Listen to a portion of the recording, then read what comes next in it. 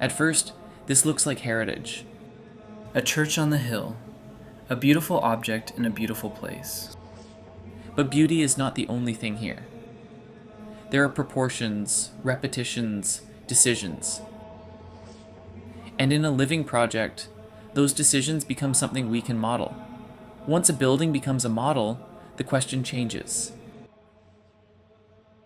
Can a building tradition be read as a grammar?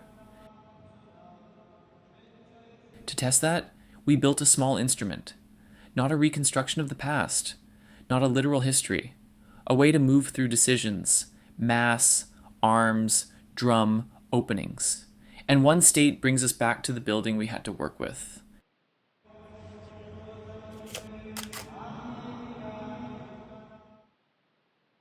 Before this was a model on a screen, it was a place, Zugdidi, in western Georgia. A city in Samogrelo, carrying the memory of the Dadiani princes and historical threads that reach as far as Napoleon. And here stands the cathedral of the Iverian Theotokos, the Iverian Mother of God. It was not an abstract case study. It was a church people enter, use, and care about. Designed by Archil Mindiashvili, the architect known for Tbilisi's Sameba, it became one of his last major works.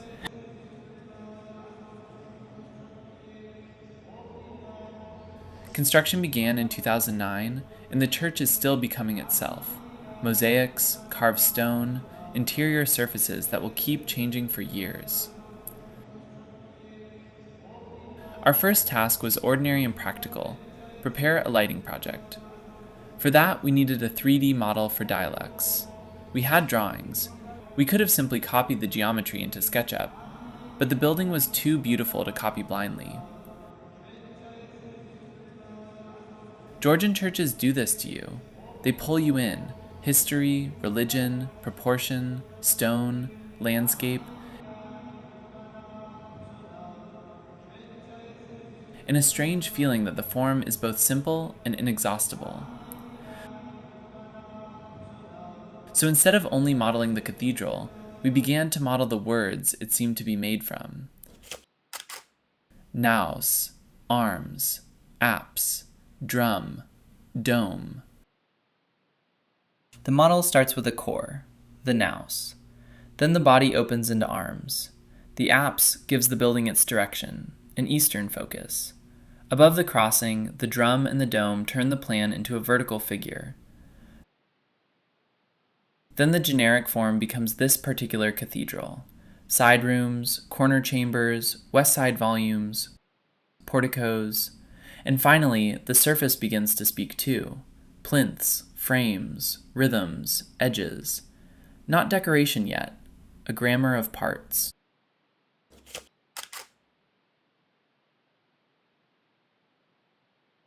A scan can give us the surface of a building: every stone, every deformation, every accident of time, weather, construction, and measurement. But this model asks a different question. Not, where is every point on the surface, but what order makes this building intelligible as this kind of church? So we are not moving noise. We are changing relations: proportion, massing, vertical rhythm, drum, dome, and surface grammar. And when those relations begin to produce something Jvari-like, this is not a reconstruction of Jvari. It is not a measured copy. It is a generated resemblance. And that distinction matters, because resemblance, if treated carefully, can become a form of evidence. Not proof by itself, not a historical claim, but evidence that the model may have captured something deeper than one outline, a grammar of parts that can survive variation. Each new church tests that grammar. Sometimes the model fails.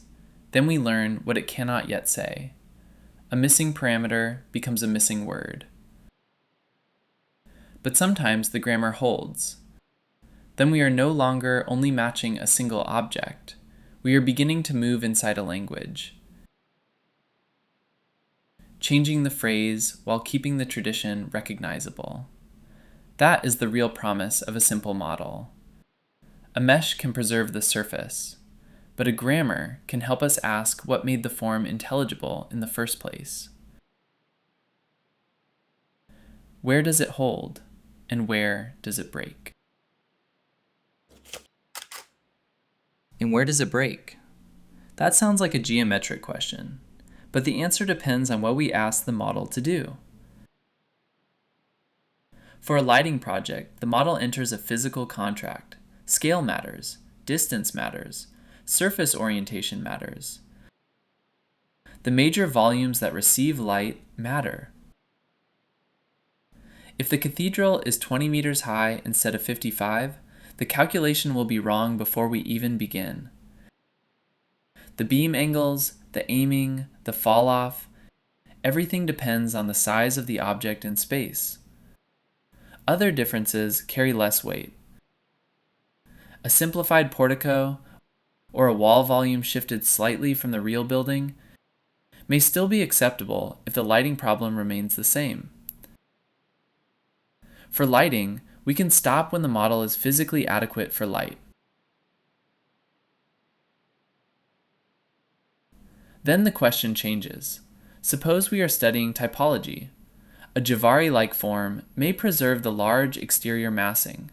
It may even preserve part of the apsidal logic. But we simplified the grammar. We did not build the niches. And the niches are not a hidden interior detail. They belong to the exterior articulation of the church. For a lighting study, leaving them out may be harmless. For a typological study, they may become essential. So the same missing feature can be irrelevant in one use case and decisive in another. At that point, the question is no longer whether the model looks convincing. The question is whether the grammar has gone deep enough. And history moves the boundary again. A dome profile can make a difference visible. It can make us ask, Byzantine? Persian? Armenian? Those are real questions. The form can point toward them. The answer has to come from evidence. The model asks where to look. Evidence carries the claim.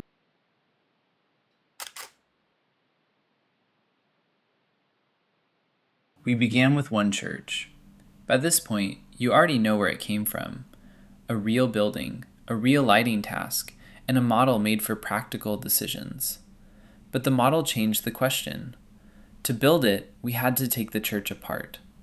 That gave us the vocabulary we used earlier. The main body, the arms, the apse, the drum, the dome. Not as labels on a diagram, but as pieces whose relations could be tested. Once those relations became adjustable, the object stopped behaving like a single object. It began to behave like an instance, one example inside a larger family of forms. That is the important shift. Zugdidi was the starting point. Then the same grammar could move toward a Jvari-like form, where the four apse tetraconch logic becomes visible. It could also move toward a Samtavisi-like condition, where another relationship to the apse had to be allowed. Each variant was a test. How much can change while the form still belongs to the same field? How far can this grammar travel through Georgian ecclesiastical architecture before it starts to lose the building? From here, the work can move in two directions. The first direction goes deeper. We bring in more churches from the same family, compare them, adjust the parameters, and ask whether the same relations still hold. When they do, the grammar becomes more precise. The second direction goes outward. At some point, another kind of building resists the current model. A basilica is the clear example. Forcing it into a cross-domed grammar would only hide the problem. The useful move is to see the boundary, then begin another branch, another decomposition, another vocabulary, another set of relations. That is where the generator becomes more than a way to make forms. It becomes a research instrument. The parameters are here to bring us back to the existing world with more precision. They help us find the order already carried by the object. That is the sense in which we use the word logos, intelligible order in things that already exist. And this is where evidence enters. A model can show a resemblance. It can reveal a pattern. It can point to a place worth looking. The claim still needs sources and dates, material and ritual, history and use. So we are publishing the generator as a research artifact. Open it, test the grammar, find where it holds, find where it breaks. If you know a church that fits, try it. If you know one that resists, that may be the better clue. We are also linking the original Zugdidi lighting project because that is where this began, with a real building and a practical question about light. The question became larger. What kind of object is this? What family does it belong to? Where does that family end? And what evidence would make the grammar deeper? That is the work of logos and evidence, to build tools that make questions sharper, to follow form until it becomes structure, to follow structure until it asks for history, and to let evidence carry the claim.